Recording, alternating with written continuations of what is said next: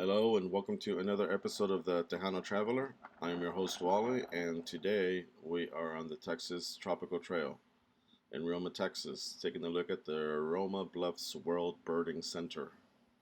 It is the first birding center as you're heading on south to the rest of them, all 9 of them.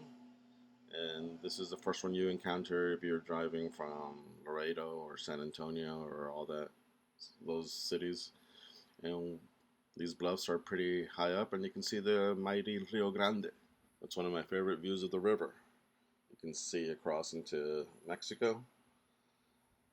See how they're doing with their side of the river. Get to see the water. Get to see a lot of the trees.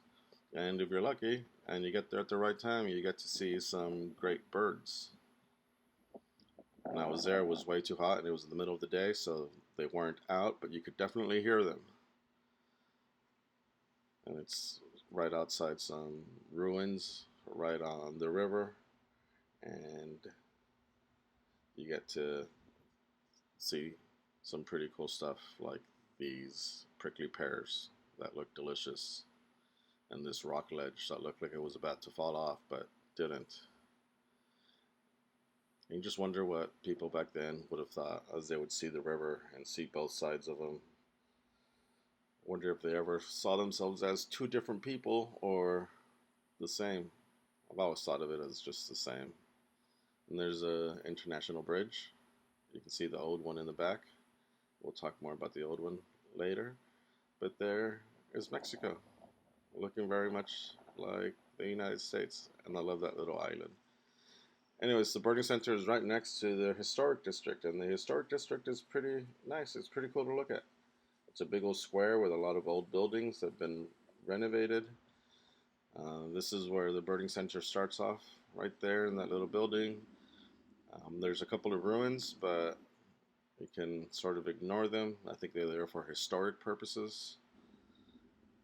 But some of the other ones have been renovated and turned into meeting halls and such. That used to be a grocery store. But look at that corner entry.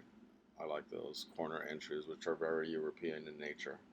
Because apparently one of the guys that moved here to Roma, Texas, was from Germany, I think, or Central Europe, and that was the style back then. And he brought his bricklaying style with him. There's the old church. The bell tower is the only thing that survived. And those are the Padres Oblatos, the oblate priests who would travel long distances just to do mass and burials and ceremonies and such. Plus, you have this also cool building here with some wrought iron stuff.